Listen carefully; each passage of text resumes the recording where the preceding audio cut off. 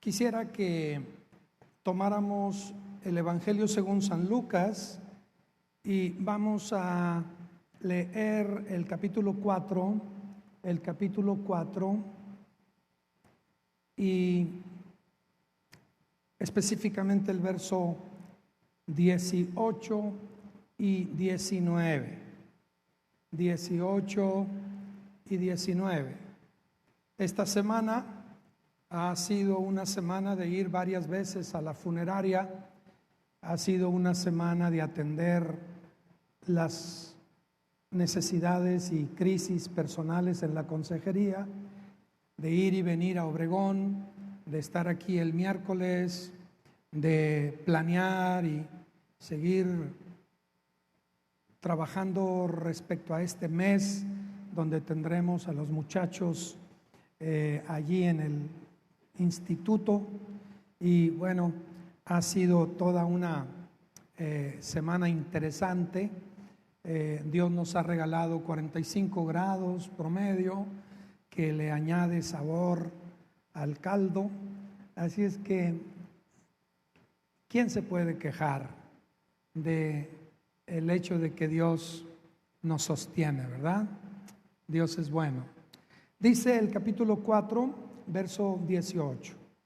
Y antes de leerlo, hay varias personas, incluyéndome, que tenemos mucho interés en atender a todas las personas de 65 años en adelante. Vamos a tener un ministerio que enfoquemos a esa etapa de la vida, y seguramente que el tema de Pablo en Hechos debe de ser nuestro objetivo. Dice Pablo: de ninguna cosa hago caso, ni estimo mi vida preciosa para mí mismo, tan solo que acabe mi carrera con gozo. Yo creo que ese será nuestro énfasis, el poder entender que de los 65 años en adelante tenemos que conocer una dimensión de alegría, de contentamiento y de gozo que nos permita vivir plenamente los 15, 20, 10, los que sean años posteriores a los 65. Es que allí en la recepción hay donde anotarse. No es solamente para viejitos, porque no me conviene. Digo, no los tengo, pero no me falta mucho. No, es un enfoque dinámico, bíblico y de cuidado hacia los hermanos. Ya me tocó a mí empezar esto en otro lugar y le entendemos claramente a las necesidades que son propias de esta etapa de vida. Les suplico que no hagan a un lado este llamado. Dice el verso 18 en esta lectura: es Jesús y es su primera incursión pública. Es una sinagoga. Hay gente muy religiosa, profundamente religiosa, oyéndolo. Y encuentra un versículo en el libro de Isaías y se lo apropia y lo toma y se hace dueño y agarra la palabra y la hace suya y dice: esta palabra es mía y se cumple en mi vida. Lo que muchos de nosotros no hacemos, siempre ver la palabra como distante y como para alguien más, pero no para uno, pero no para ti. Aunque Dios insista en lo que tú eres y el llamado que tú tienes y lo que tú representas ante sus ojos, hay mucha gente que por más que Dios diga: tú eres alguien especial, un linaje escogido, una gente con una realeza y con una situación tan especial a mis ojos, y Dios se desbarata diciendo, pueblo escogido, linaje real, etcétera. La gente dice, yo no soy eso, contradiciendo lo que Dios dice. Y hay una razón: no apropiamos la palabra, no la hacemos nuestra. Señor, aquí dice, por lo tanto esta palabra es mía. Esta palabra que está aquí es mía. Vean lo que Jesús encontró. O sea, que se acostumbraba ir a la sinagoga, como decir el edificio, el templo. No era el templo, pero era el lugar que sustituía el templo en tiempos de deportaciones. Y el que iba le daban el libro, que era forma de rollo, y la persona podía leer. Y aquí dice, verso 17, se le dio el libro del profeta Isaías, y habiendo abierto el libro, halló el lugar donde estaba escrito. Vean lo que halló, el verso 18.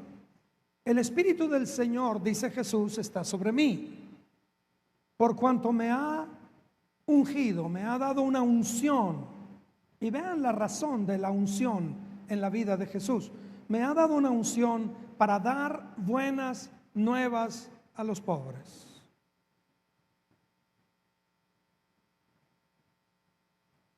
Es interesante que la unción de Dios, la manifestación del cielo en el mundo, en la vida de Jesús, tiene este cometido, este objetivo.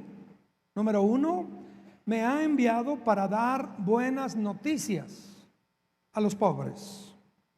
Me ha enviado a sanar a los quebrantados de corazón, a pregonar libertad a los cautivos y vista a los ciegos, a poner en libertad a los oprimidos, a predicar el año del jubileo, el año agradable del Señor.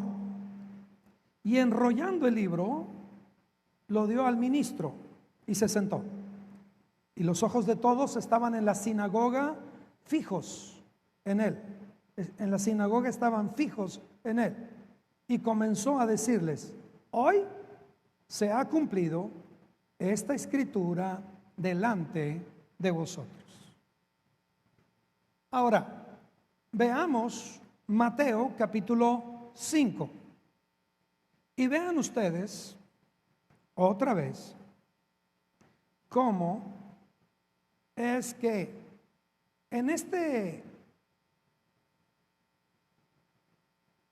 esta porción llamada las bienaventuranzas, vean ustedes lo que ocupa el primer lugar. Cuando él comienza a citar o a decir bienaventuranzas, vean ustedes la primera en el verso 3. Bienaventurados los pobres en espíritu, porque de ellos es el reino de los cielos. Bienaventurados los pobres en espíritu.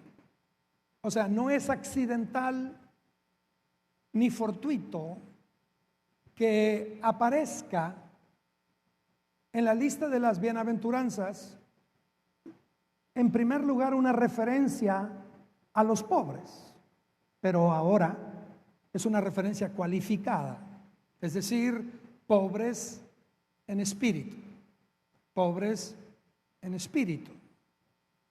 Señor, ayúdanos, necesitamos que tú nos instruyas. Si tú no nos ayudas, no hay esperanza. Si tú no nos enseñas, nadie aprende.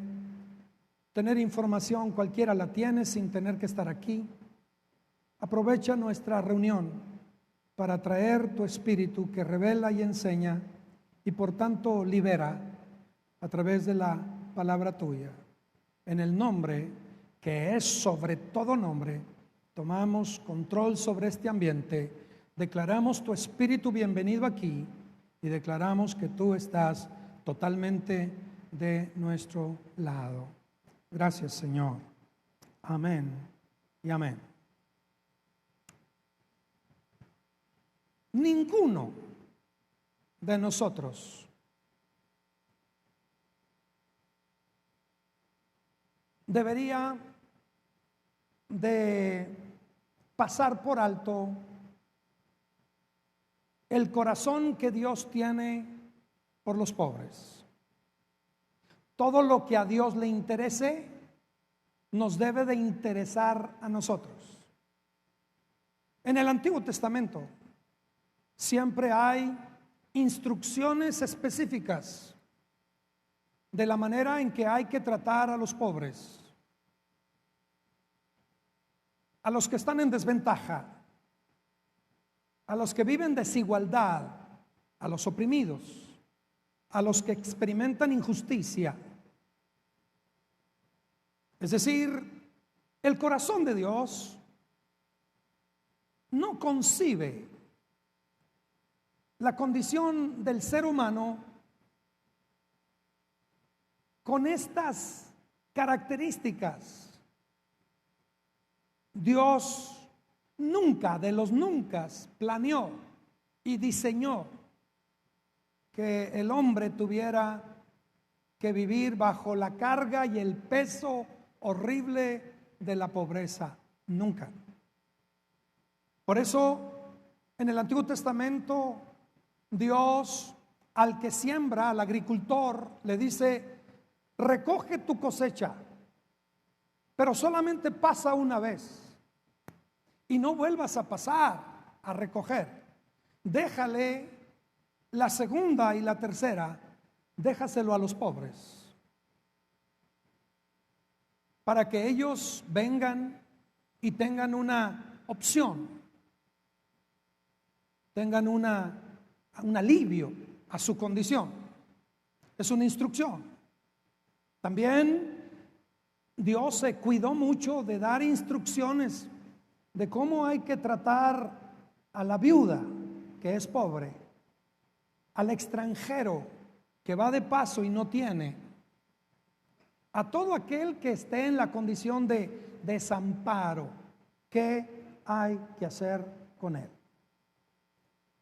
Así es que cuando leemos que Jesús introduce su ministerio y explica la razón por la que está en el mundo, nosotros leemos y dice: me ha enviado a dar buenas noticias a los pobres, buenas nuevas a los pobres.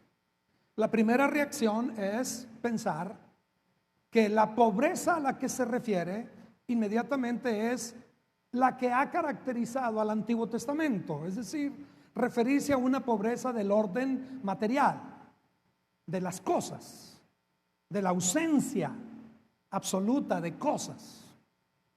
Entonces, si Jesús dice que la razón por la que está en el mundo es para darle buenas noticias a los pobres, nos preguntamos y pensamos: bueno, seguramente los pobres, y nuestra mente se va materiales, los pobres materialmente hablando son a quienes Jesús se refiere. Y uno pudiera entonces cometer el error de no entender la razón por la cual Jesús vino a esta tierra. Hemos vivido un proceso, a una semana de haber vivido un proceso donde los pobres y su condición se convirtieron en el centro de el discurso y la propuesta de todas las personas. Todos aquellos que aspiraban a cualquier cosa explotaron a lo sumo la condición de pobreza o de desigualdad o de injusticia o de como usted la quiera poner. Finalmente, eso es lo que uno entiende por pobreza: ser pobre. Sin embargo, Jesús no se refiere a la pobreza de orden material. Hay pobrezas peores que la pobreza material.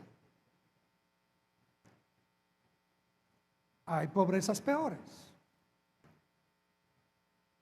Por lo menos yo entiendo que hay 5.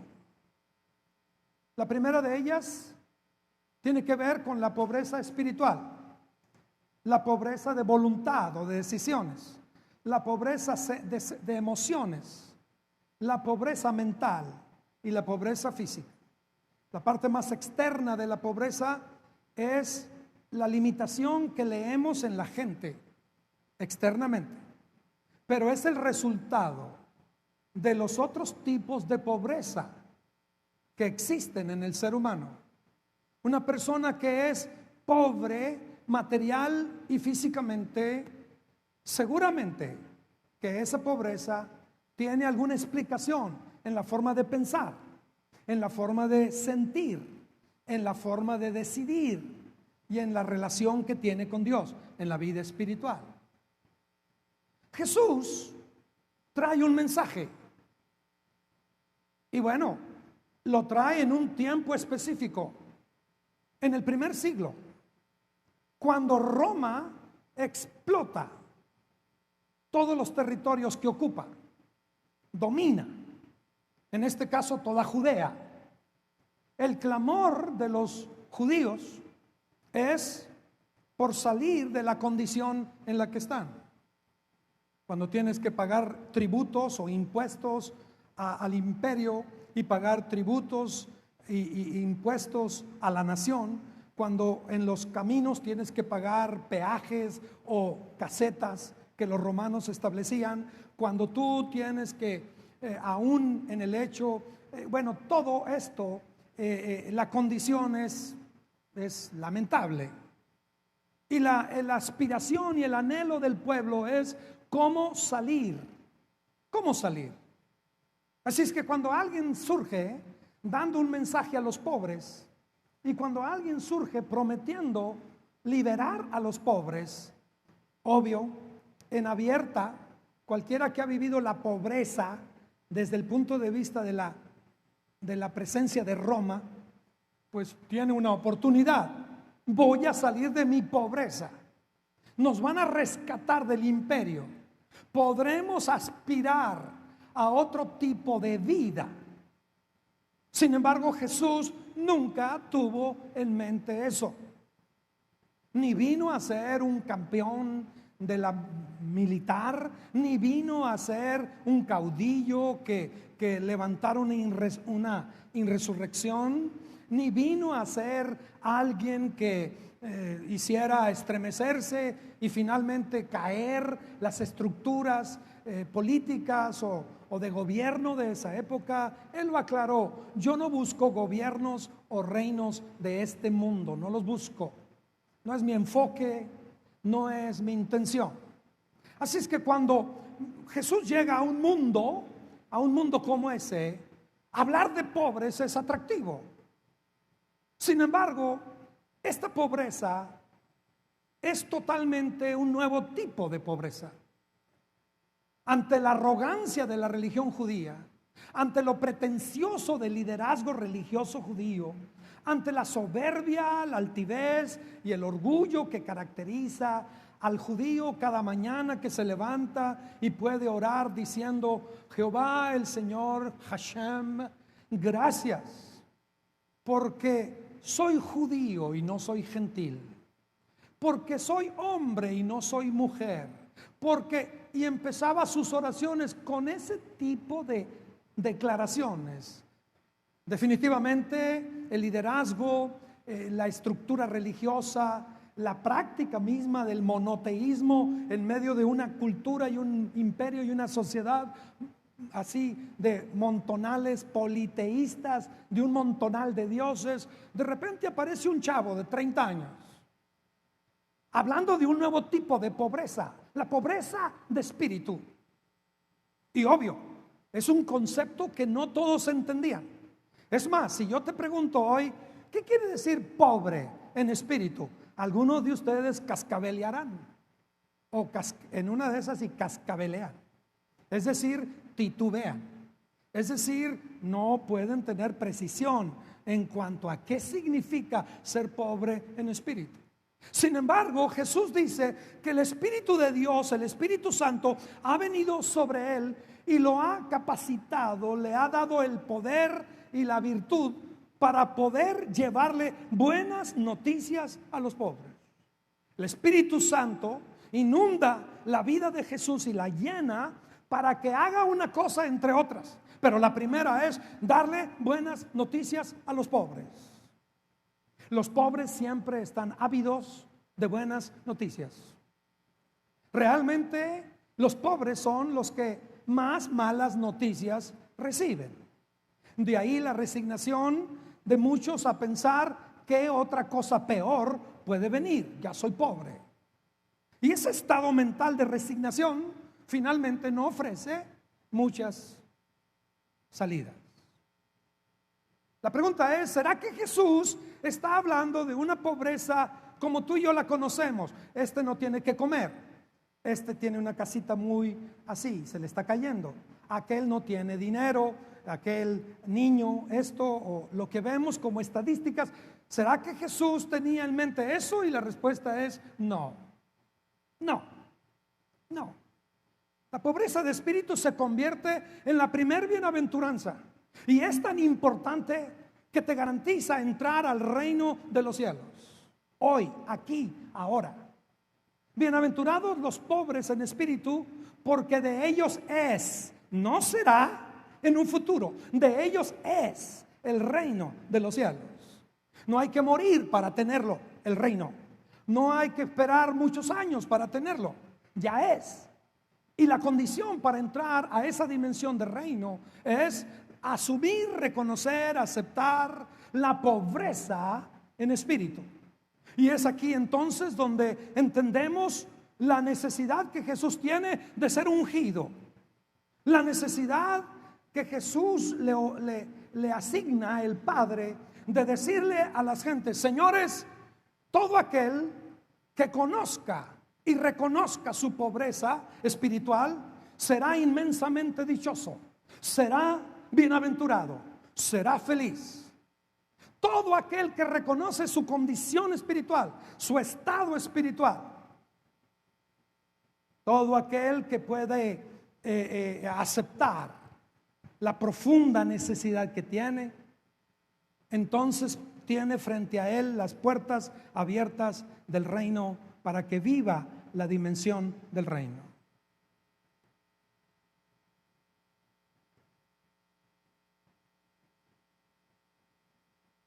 Los pobres a los que Jesús se refiere no solamente son aquellos que no tienen que ponerse o qué comer.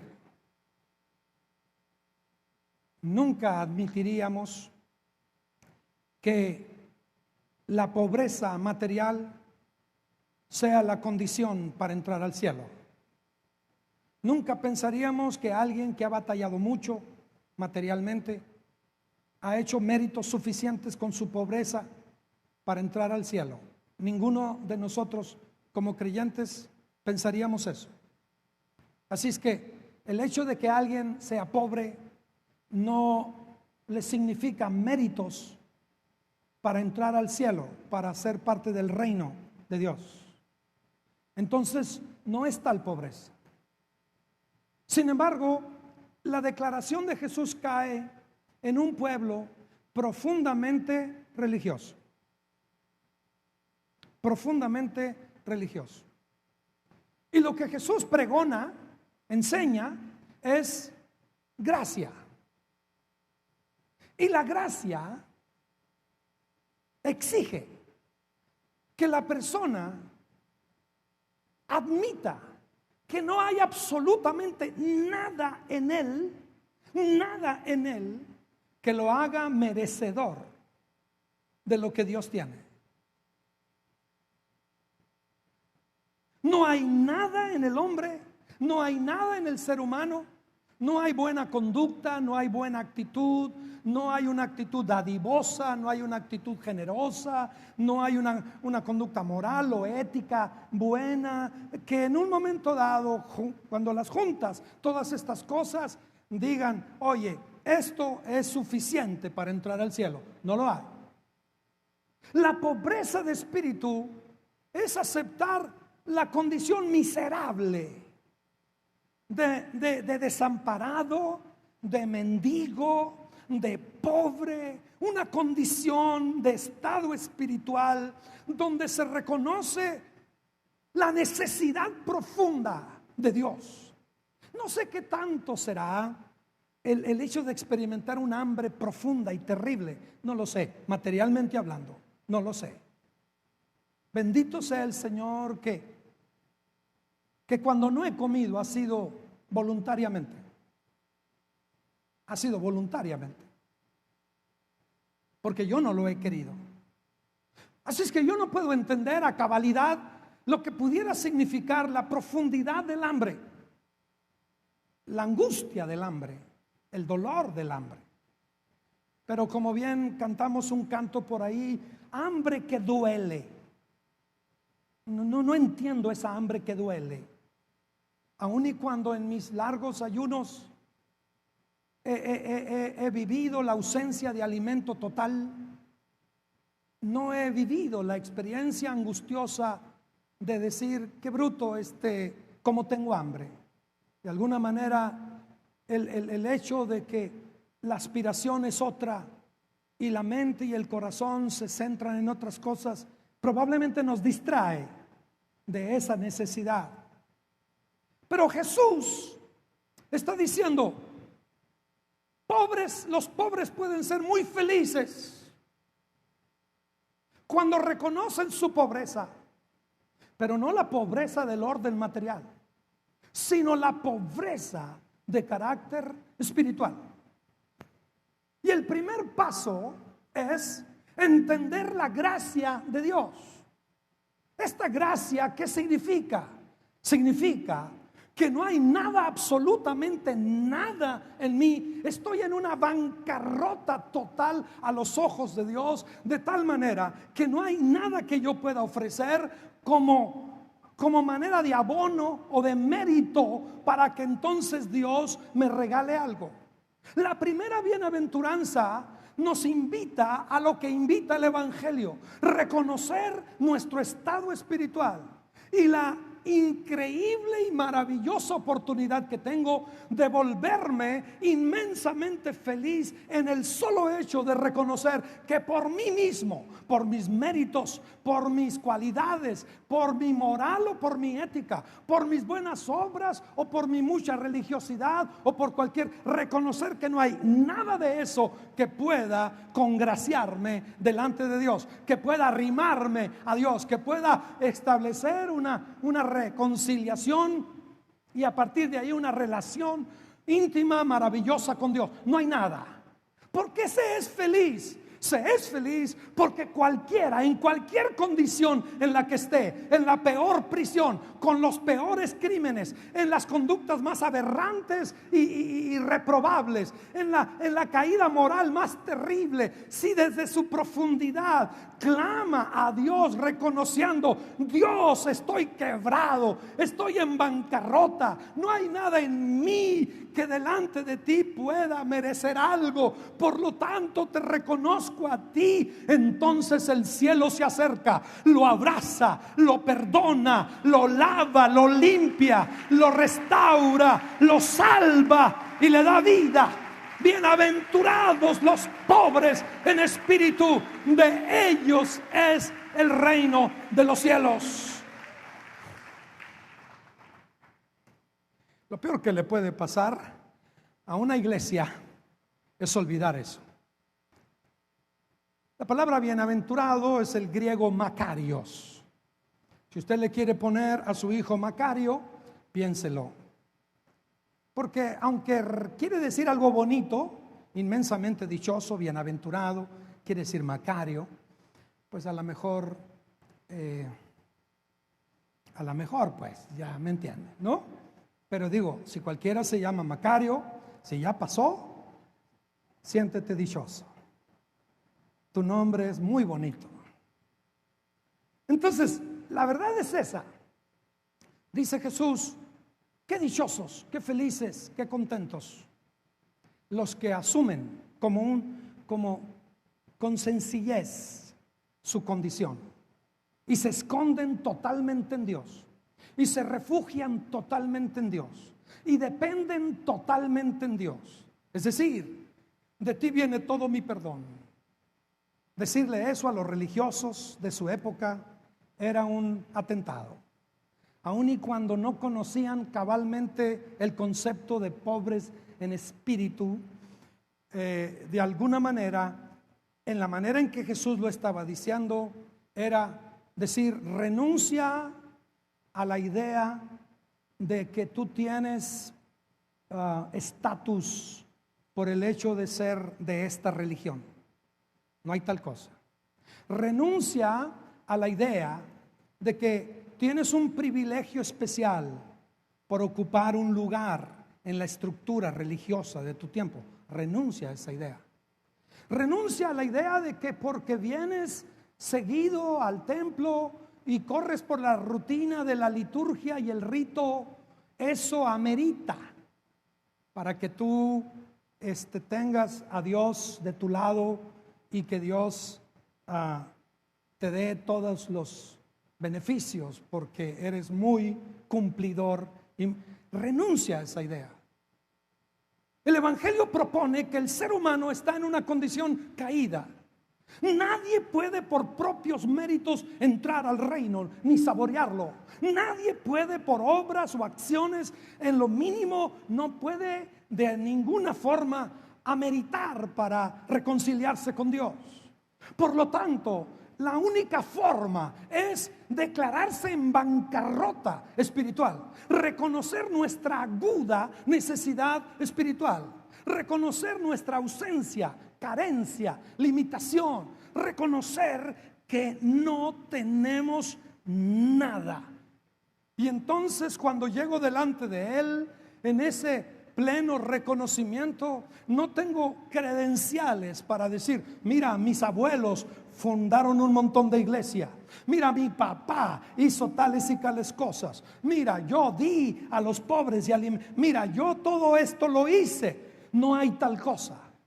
Cuando uno reconoce su pobreza espiritual, junto con ello reconoce que no hay ningún mérito propio, que sean acciones que yo pueda decir, aquí está, esto me hace merecedor de entrar. Nada, es la gracia. Es lo que me hace inmensamente feliz. No merecía, pero estoy en el reino de los cielos. No tuve una vida muy aplaudible, pero estoy en el reino de los cielos. Mi pasado me acusa, mi pasado me avergüenza y a veces mi pasado me quiere definir, pero no. Un día llegué y dije, estoy en bancarrota espiritual. Te necesito, Señor. Y cuando el cielo vio mi corazón, que yo reconocía mi condición y mi estado, mi bancarrota y mi necesidad, mi aguda pobreza de carácter espiritual, el cielo se inclinó a mí, me tomó y me llevó más allá de este plano, me llevó hasta la diestra del Padre y me sentó junto con Cristo y me dio un nombre y me dio un lugar y me dio una promesa y me dio todo beneficio que el cielo tiene a los que no merecen, a los que no merecían. El cielo se nos ha acercado. Y se nos ha acercado en una manera que contradice totalmente la forma en que uno vive aquí en la tierra. Uno vive pensando que lo merece todo en virtud a lo que uno hace. Oye, yo me mato así y así, por lo tanto merezco esto. Oye, yo trabajé así y así, por lo tanto merezco esto otro. Oye, yo me involucré o yo di esto y aquello, por lo tanto a mí por lo menos me debería de tocar esto otro. Sea en este contexto o en el contexto actual de la política o en la empresa. Oye, tengo tantos años en esto, por lo tanto no sé por qué pusieron a este de jefe o de director cuando yo lo merecía. Cuando tú llegas al reino de los cielos, el Señor no espera que tú llegues tratando de impresionarlo de alguna manera con tus obras o con tus acciones. Lo único que espera es que te reconozcas como alguien profundamente necesitado espiritualmente. Decía yo hace un momento que no hay cuadro más triste para una iglesia que lo que leemos aquí. Cuando el Señor Jesús revisa a la iglesia y encuentra una iglesia a la cual le dice el Señor: iglesia, yo conozco tus obras, que ni eres frío ni caliente. Ojalá fueses frío o caliente, pero por cuanto eres tibio y no frío ni caliente, te vomitaré de mi boca. Porque tú dices: yo soy rico y me he enriquecido y de ninguna cosa tengo necesidad, y no sabes que tú eres un desventurado, miserable, pobre, ciego y desnudo. Por tanto, iglesia, yo te aconsejo que de mí compres oro refinado en fuego, para que seas rico, y vestiduras blancas para vestirte, y que no se descubra la vergüenza de tu desnudez, y unge tus ojos con colirio para que veas. Yo reprendo y castigo a todos los que amo. Sé pues celoso y arrepiéntete. He aquí yo estoy a la puerta y llamo. Si alguno oye mi voz y abre la puerta, entraré a él y cenaré con él y él conmigo. Al que venciere, le daré que se siente conmigo en mi trono, así como yo he vencido y me he sentado con mi Padre en su trono. El que tiene oídos, oiga lo que el Espíritu dice a las iglesias. Esta es una de las iglesias del primer siglo. Esta es una de las iglesias del Nuevo Testamento, Apocalipsis 3. Es una iglesia sobrada, es una iglesia arrogante, es una iglesia autosuficiente, es una iglesia que se enorgullece de su espiritualidad. Es una iglesia, la de la Odisea, como Pablo también se refirió a otra de los Corintios, que aparentemente tenían todo, les sobraba y se gloriaban de cómo ellos espiritualmente pudieran presumir su condición.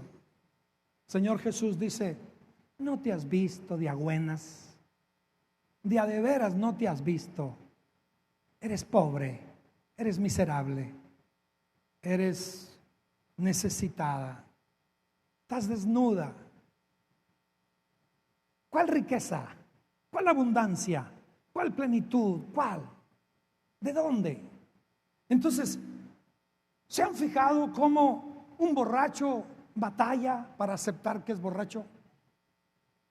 Un esposo, un hijo o una mujer, que hoy se multiplican las que recurren a la tomada para resolver no sé qué. ¿Cómo les cuesta reconocer que tienen un problema de alcohol? O alguien que toma la droga. Tú les puedes ofrecer lo que sea, pero no quieren, están bien. O cualquier otra condición. Yo me acuerdo cuando los niños estaban en las alcantarillas aquí en el Morelos y se les ofrecía un lugar donde estar, comidas, apoyos, ropa, todo. No querían, en lo más mínimo, independientemente de su sentido de familia y pertenencia y etcétera. Independientemente de eso, no querían salir de ahí. Y cuando llegamos a nuestro mundo espiritual, oímos la palabra, acudimos a un lugar como este u otro, y de alguna manera podemos cantar o entregar un sobre, pero no hemos llegado al punto de vivir la dimensión del reino aquí y ahora. Esa dimensión donde nos damos cuenta que nuestra tarea y encomienda es hacer que el reino y sus valores y principios se haga presente en todos los campos del quehacer humano. Y de repente la dimensión del reino la proyectamos hacia el futuro, cuando allá se pase lista. Allá en el cielo, allá en el cielo, allá en el cielo. Y Jesús dice: vayan y prediquen, el reino de los cielos se ha acercado. El gobierno de Dios en los corazones, en las voluntades, en las vidas, en las decisiones. No hay una sola persona que pueda ver la dimensión del reino si primero no entra por la puerta, y la puerta se llama reconocer la pobreza espiritual.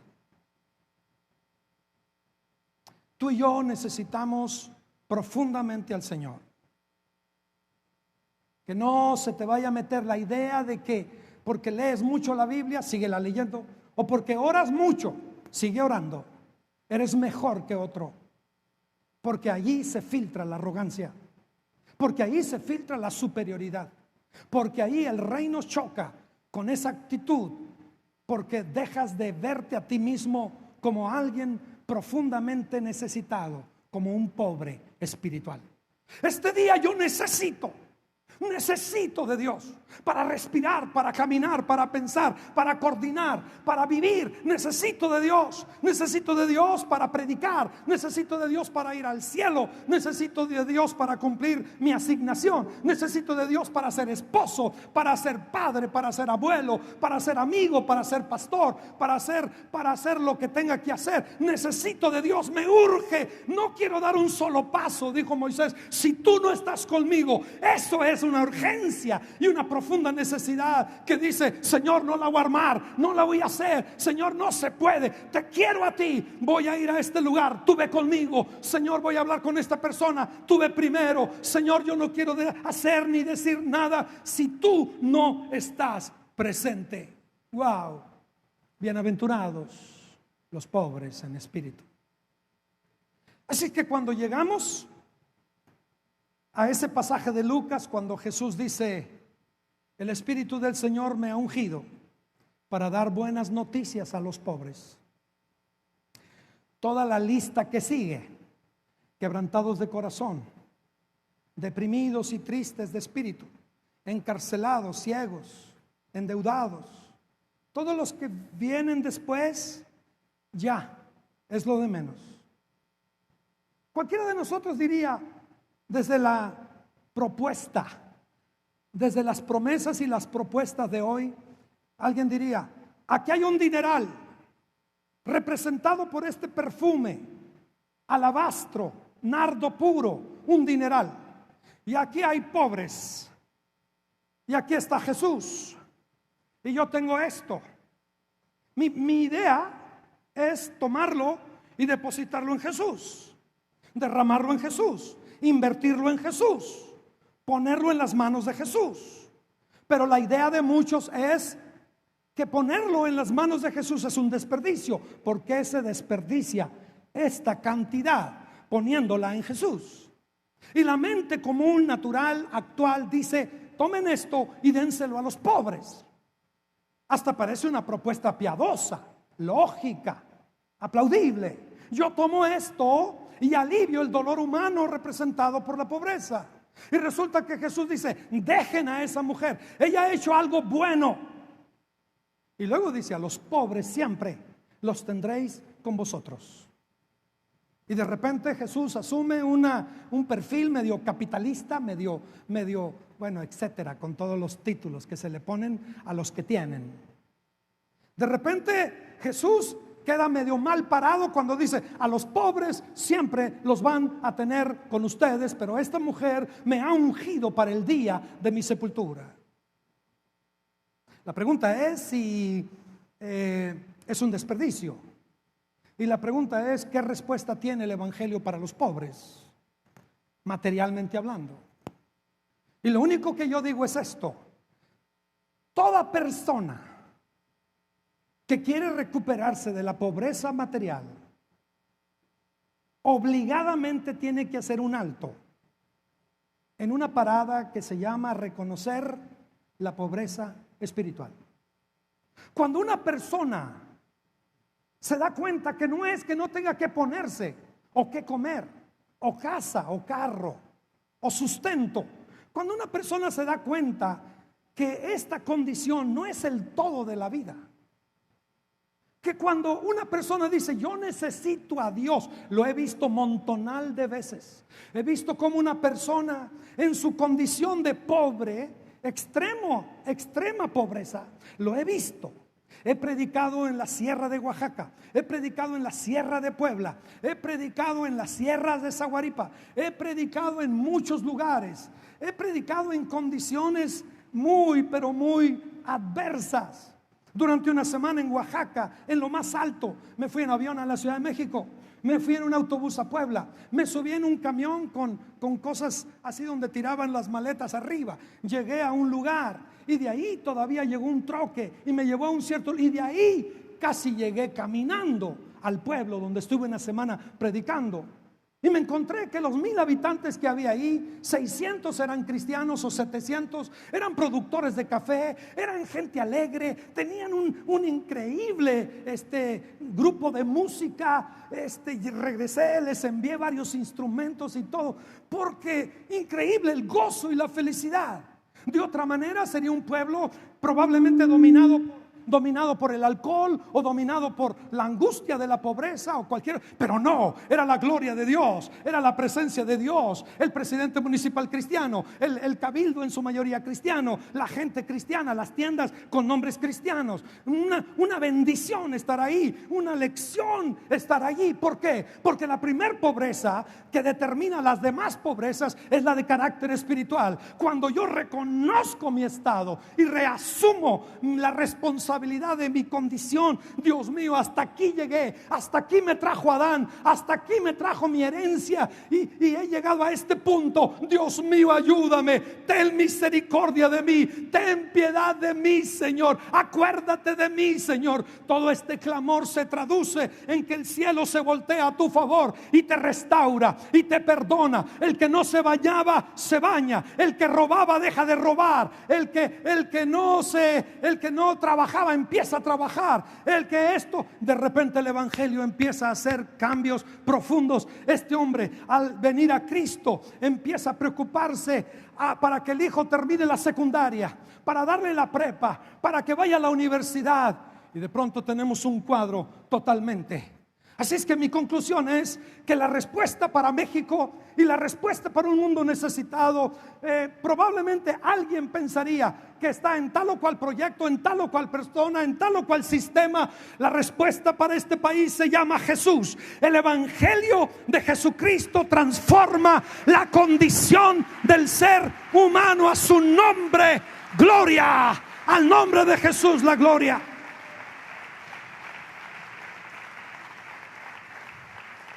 Independientemente de tu preferencia y del cumplimiento de tu obligación.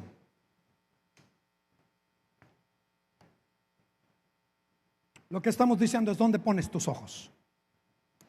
Y Jesús dice, la dimensión del reino es una dimensión alegre, es una dimensión feliz, inmensamente dichoso. Vivir la dimensión del reino aquí, donde yo le digo, Señor, que venga tu reino y tu voluntad a mi vida. Señor, tú gobierna en mis miradas, gobierna en lo que oigo, que venga tu reino a lo que hablo.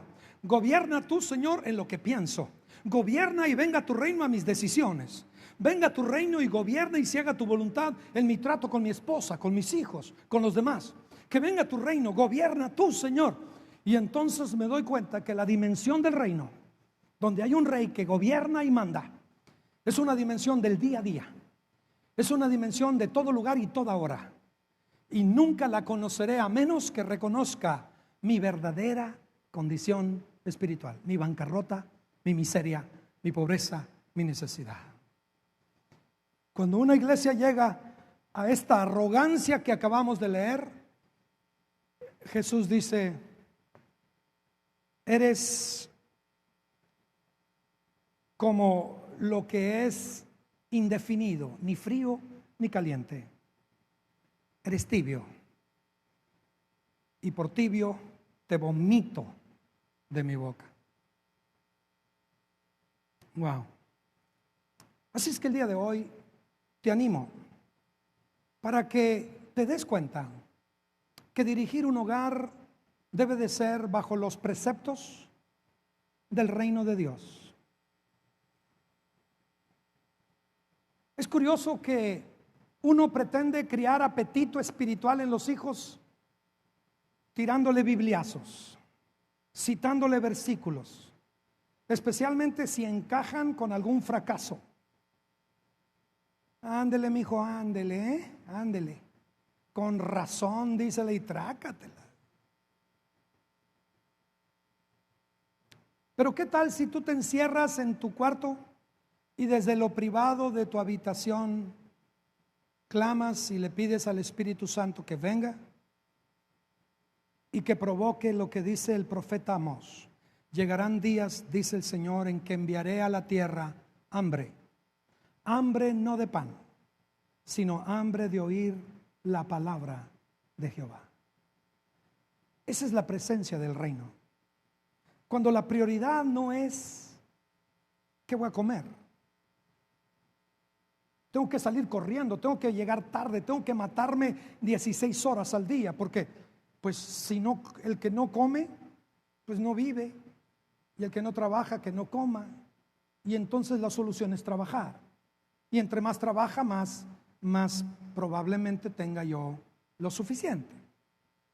Y resulta que no nos damos cuenta de cómo es que nuestra pobreza espiritual nos lleva a ser incapaces para dirigir nuestras vidas, nuestros matrimonios, nuestros hijos, nuestras decisiones y ser parte de una sociedad. Hay un punto donde la gracia se manifiesta en un niño. No hay como un niño para que reconozca su condición y su estado y su pobreza espiritual. Y el Señor dice, de ellos es el reino de los cielos, de ellos es el reino de Dios, porque la simplicidad y la sencillez de un niño lo hace candidato para ser parte del reino de Dios. En otras palabras, y a manera de concluir, la conclusión es esta: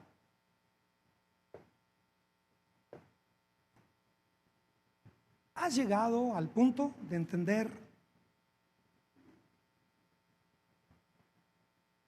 lo que aquel discípulo dijo? Maestro, ¿a dónde iremos si solamente en ti encontramos palabras de vida? ¿Cuántos esfuerzos sigues haciendo? ¿Cuántos esfuerzos sigues llevando a cabo por mejorar, por tener un mayor control de tus reacciones, carácter, con esfuerzos? Y llega un momento en que te sueltas y dices, imposible, mi carácter nunca va a cambiar, mi actitud o mi forma no va a cambiar hasta que no llegue a un reconocimiento de que no es por mí mismo, no es con mis capacidades, no es con mis alcances, sino es confiando totalmente en el Señor. Totalmente. Hoy te invito a confiar totalmente en el Señor. Porque la culpa, la acusación, la condenación, la vergüenza, se deja venir. Y todo esto te convence de que no hiciste lo bueno o lo correcto, o que nunca alcanzarás a hacer lo bueno o lo correcto. Y eso proyecta la idea de que si no hubieras sido tan malo, a lo mejor tuvieras chance. O si te hubieras esforzado un poquito más para ser mejor, quizá tuvieras chance. Pero tanto una como otra cosa depende del mérito propio. Y no calificas para entrar al reino, porque creer que por ti mismo pudieras entrar te cierra la puerta. El que es pobre en espíritu no confía en nada de sí mismo. No confía nada, sino que se abandona totalmente a la gracia de Cristo y reconoce totalmente lo que aquel hombre dijo: Señor, sin ti nada podemos hacer. Hoy no soy mejor que nadie, aun y cuando la plataforma por motivos prácticos esté más alta, tienen que saber que yo no soy mejor que ustedes, no soy superior a ustedes, no soy más santo que ustedes. Lo único que tengo más que ustedes es responsabilidad. La Biblia dice que yo tendré que dar cuentas de las ovejas. Y eso dice, por favor, oren por los pastores como aquellos que van a dar cuentas. Lo único que yo puedo suplicarles desde aquí es, oren por mí. Pero si alguien proyecta la idea de que estar aquí o vestirse con un saquito que lo está matando de calor a uno, es señal de superioridad o de esto, no compren eso. La religión ha vendido eso por siglos en contradicción abierta al Evangelio. La primera declaración pública es: Dios me ungió para hablarle a los pobres. Bienaventurado el que reconoce su pobreza espiritual. Él ya tiene una entrada al reino. Me confieso en bancarrota total. No tengo ningún mérito propio que me meta al cielo. Solamente tú, Señor. Por lo tanto, este día te recibo, te acepto. Tú eres mi Salvador, tú eres mi Señor. Y de aquí en adelante quiero vivir cada día para ti, en total agradecimiento. Eso es todo. Recojan las ofrendas, por favor. Pasen los recipientes.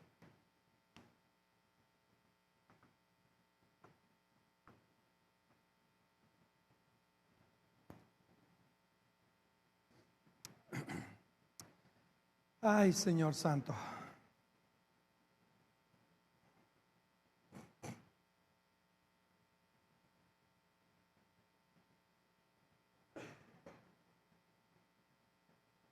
Bendito el Señor.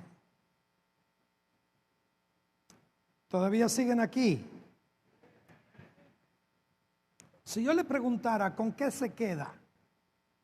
Aquí está Leti. Si yo le digo a Leti, a ver, Leti, cuando tú tratas con las gentes en tu consultorio,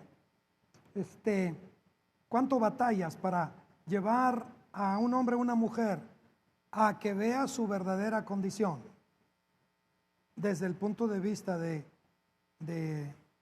lo que ella hace? Seguramente que no toma los primeros 15 minutos. Puede tomar muchas sesiones para que una persona diga, bueno, sí, pues yo también, pues reconozco, pues, pero así como de mala gana, como no muy en serio. Y esa característica es la misma que echó al diablo del cielo. Esa actitud sobrada, arrogante, esa actitud de superioridad, esa actitud de ser como Dios. Yo soy como Dios. Necesitamos ser cuidadosos. Yo confieso en esta mañana que dependo totalmente del Señor para respirar hoy, para andar hoy, para pensar hoy, para hacer. En Él vivimos, en Él nos movemos y en Él somos. Sin Dios nada podemos hacer. ¿Cuántos dichosos, cuántos bienaventurados hay aquí? Reconocen su pobreza espiritual.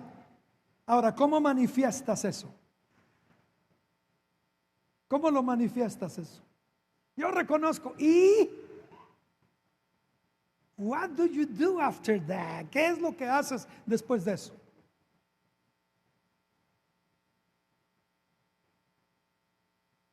Jesús dice, síganme. Y de repente nos damos cuenta que podemos vivir un plano y un nivel de vida que nunca hubiéramos imaginado, porque lo intentamos a nuestra manera y le tronamos. Y ahora el Señor nos enseña a vivir a su manera. Y entre más reconocemos la pobreza espiritual, la necesidad profunda que tenemos de Él, entre menos de nosotros y más de Él, menos de nosotros y más de Él, de repente somos mucho más eficientes y efectivos y tenemos mucha más radio de influencia de cómo tocar más vidas. Dios quiere usarte, Dios quiere tomar tu vida. Reconócelo cada mañana, reconócelo a cada hora. Qué bonito cuando durante el día uno empieza a mostrarse inquieto, y esa inquietud no se quita hasta que uno se va y se mete al baño y empieza a orar para los que trabajan. O va y se mete a la recámara, o va y se para en el carro y empieza a orar. Porque hay algo que no te deja, hay algo que no te deja, y empiezas, Señor, o de repente vas y las lágrimas te empiezan a llegar, y sabes que tienes que pararte porque la presencia de Dios está ahí y te está diciendo que no hay forma de alcanzar plenitud, no hay forma de que tu vida esté plena a menos de que Él sea tu todo en todo. ¿Quieren ponerse de pie, por favor? Este mes está ya el devocional mensual, una palabra para cada día, para usted o para que se lo regale a alguien. Muy sencillo, pero wow, son temas que en una sola hojita dan verdades, comparten verdades muy, muy, muy liberadoras. Qué bueno que vino. ¿Cuántos pueden decir, qué bueno que vine? Diga. ¿Cuántos realmente están de acuerdo? Qué bueno que vine. ¿Cuántos de ustedes renuncian a todo tipo de arrogancia, de soberbia? ¿Cuántos de repente se les mete un poquito de eso? ¿Ah? ¿Saben cuál es la peor? La espiritual.